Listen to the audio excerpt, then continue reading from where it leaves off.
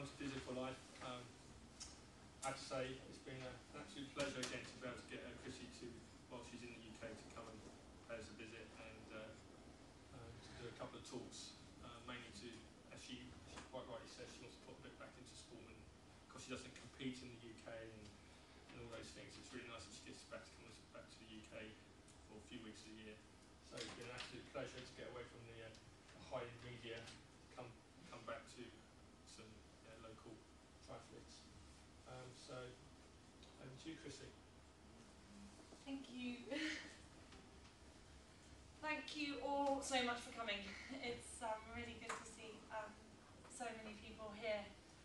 I was thinking about what to focus the talk on, and as I said to the group before, I think most of you know all about my background. There's a Wikipedia page that you can all refer to, which thankfully is quite accurate, and I haven't managed to get many skeletons out of my closet. So yeah, I mean, I think it's not a waste of time, but I think it would be a lot more useful if I went over kind of my training program, maybe some training mistakes I see people make, some tips that I could offer you guys, talk a little bit about gear, about nutrition, about injury prevention, 2008 season in Hawaii, and then go on to briefly discuss my plans for 2009 and beyond. Then you can bombard me with questions, and then I do signing and smiling for free. And I've got some freebies to give away. My sponsors have given me lots of stuff for me, and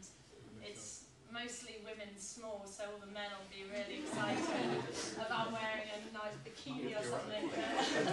Feel free to take it and claim that it's for your girlfriend, but we know otherwise.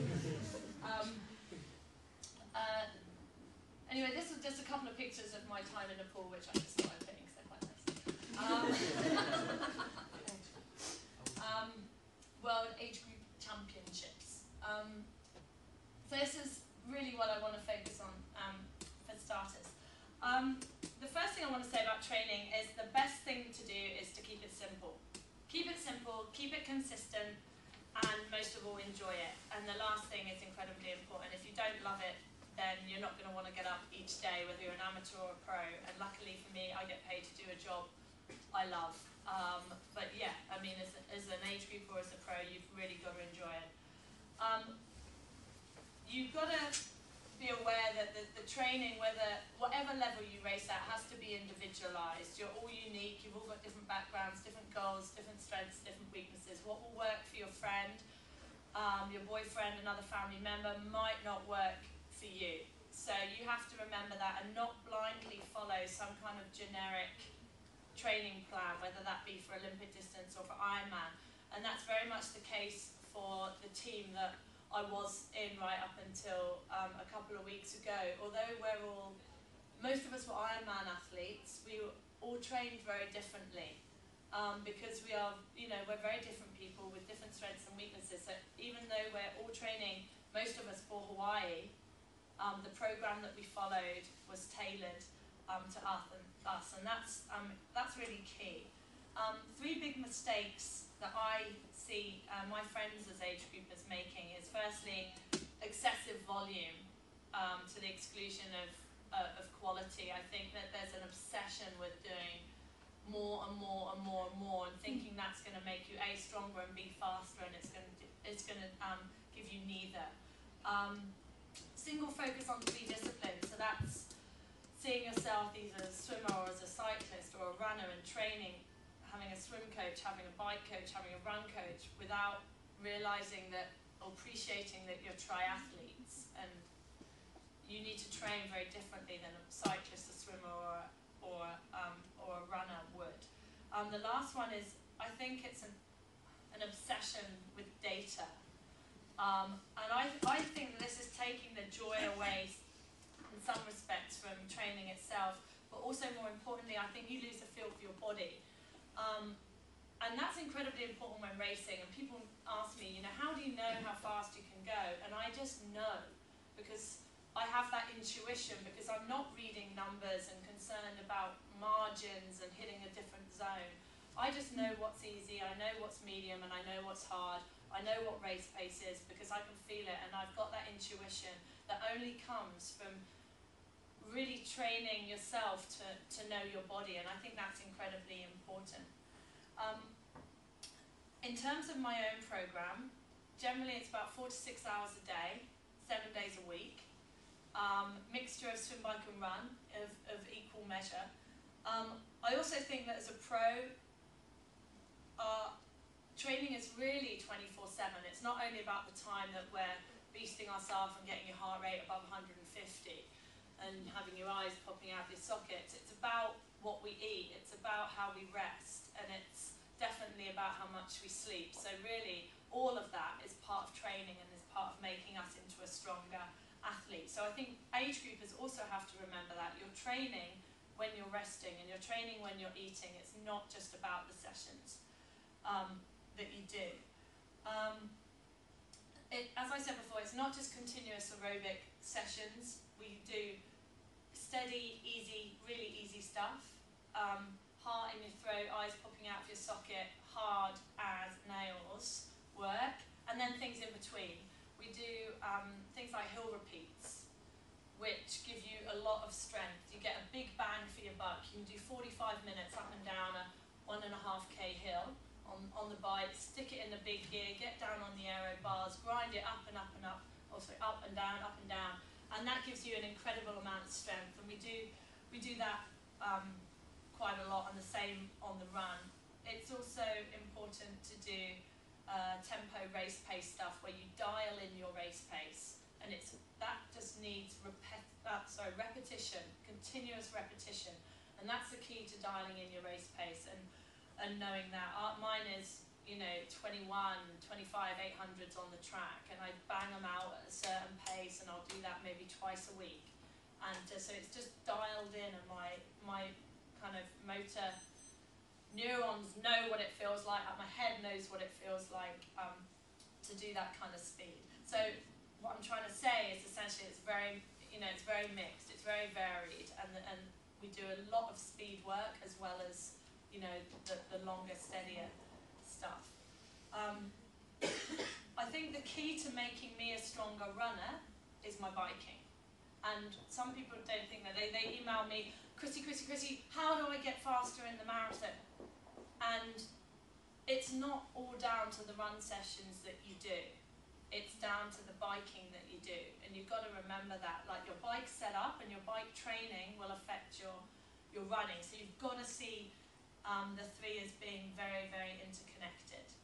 I'm also asked a lot about strength and conditioning, and do we do strength and conditioning work? There's a place for strength and conditioning, especially or only if it's targeted. You don't just want to be going to the gym, lifting a few weights and hoping that's going to make you stronger and faster. It's not, and it's probably going to be detrimental, and it's going to be a waste of time, of which you guys don't have much. The only exercises that I do, aside from swim, bike and run, are push-ups on my knuckles. So I do 50 a day, and I do them on my knuckles because that strengthens your forearm more than if you do them flat, and having forearm strength is important for swimming.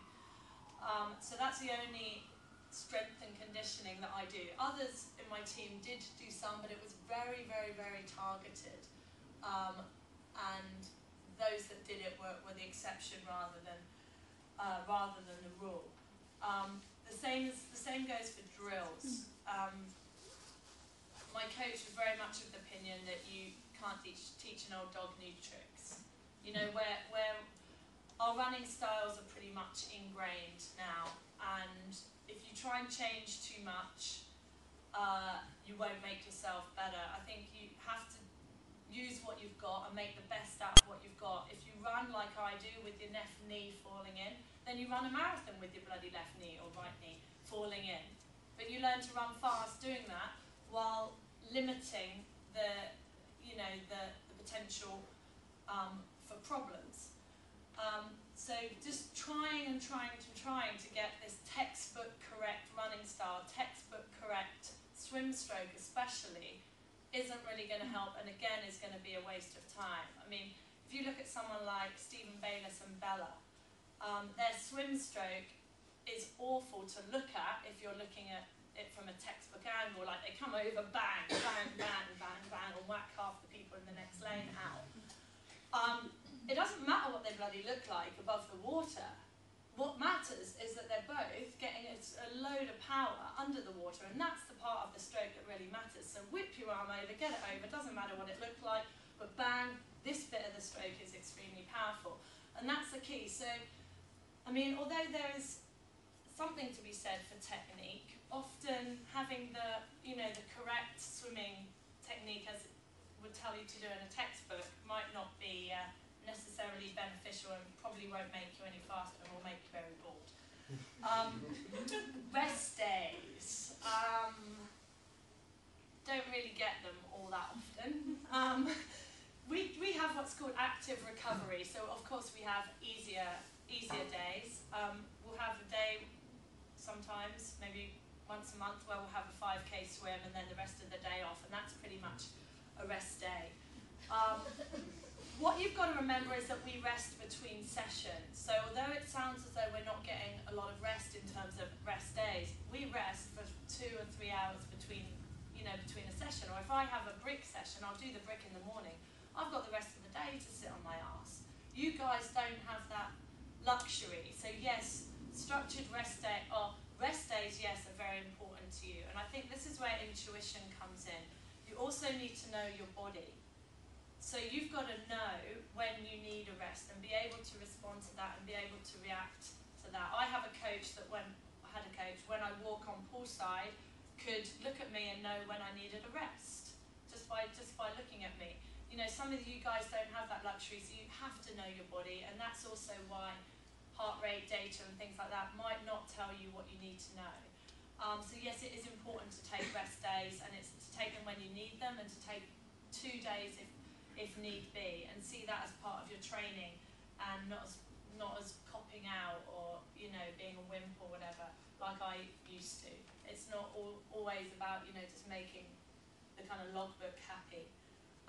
In terms of the annual program, I haven't got that much experience to speak of really, but I train 11 months of the year, November or post Hawaii being my 1 month off, as it were.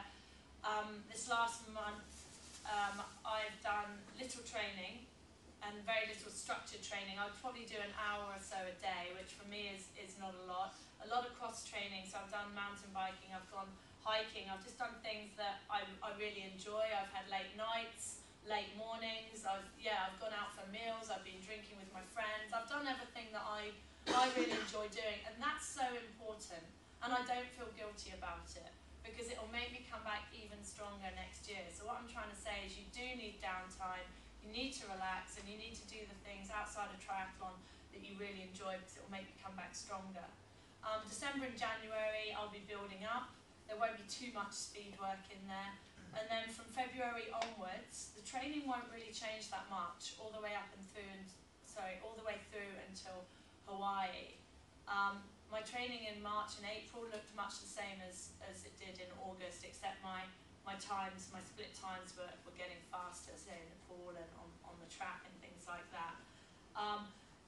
All the hard work for Hawaii was done back in February, March and April.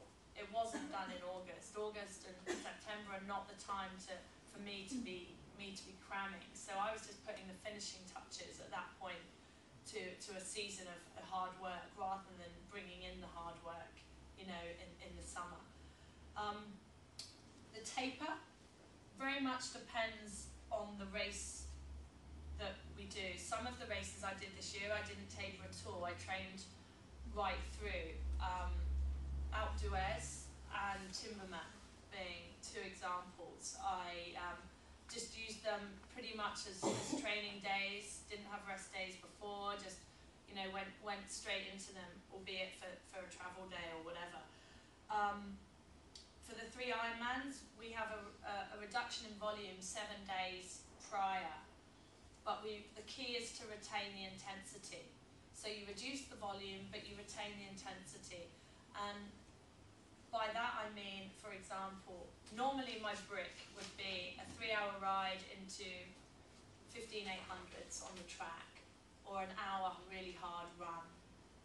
what I do 3 days before an Ironman is a 2-hour ride, relatively steady, and then 5 800s. So I'd do the 800s really hard, but there'd only be 5 of them. So I'm retaining the intensity but not doing the volume. And that's, that happens the week before. We get a rest day, the penultimate day, so the day before the race, and then the day before the race, we do touch-ups, which are 30 minutes of each swim and run, and then an hour easy bike, just to keep us ticking over. Recovery from races is very important, and what's key for us is not to stop training. So you'll often hear on the forums or whatever, oh, Chrissie Wellington, she was out doing a 30-minute jog after Ironman Frankfurt or whatever. Yes, I was, because that's how I recover. It was very steady, very easy, and it gets the blood flowing, and that's what's key, especially after a longer race, to get the blood into your muscles so that they can repair. The key is not to go over a certain time. So in the week after an Ironman race, we stick to 30 minutes in the swim, 30 minutes run, and maybe an hour or so on the bike. And the sessions don't really go over that. So although our heart rate, we might do some intensity, the length of the sessions is not enough to compromise our immune system, which really kicks in, or is compromised after a certain time. So that's quite important. So they're shorter sessions, they can be sharp, but they're not long. And that's quite important. So we take about a week after an Ironman, and then we straight back into it. In terms of training venues, this year I was in Asia and Switzerland. Important for 2 reasons. Firstly, they were secluded, and we were able to be detached from everything triathlon, no distractions, and could just focus on swim, bike and run, and resting. The other is, of course, the heat in Asia. They've heard me right. And the altitude in Switzerland. Both are incredibly important because they teach your body to adapt to the various pressures. So the heat, obviously, in Asia enables me to develop strategies for coping with Hawaii, and altitude is just a more difficult environment to train in, and if you can cope training at altitude, then you come down to ground level and you feel $1 million. Obviously, age groupers don't have that luxury. If you are going to race in a hot country, you can do what you can to acclimatise. Obviously, people don't have access to heat chambers. I know my friends at Birmingham do. There's one at the university there that they use, but generally not. But I'd go to the race as early as you possibly can to acclimatise. I'd have a holiday, training holiday in a hot country, if you can. Similar to, similar climate to the one in which you're going to be racing in. You can do what you can to acclimatise, but I understand that for age groupers it's very difficult, and you've just got to make the best of what you've got.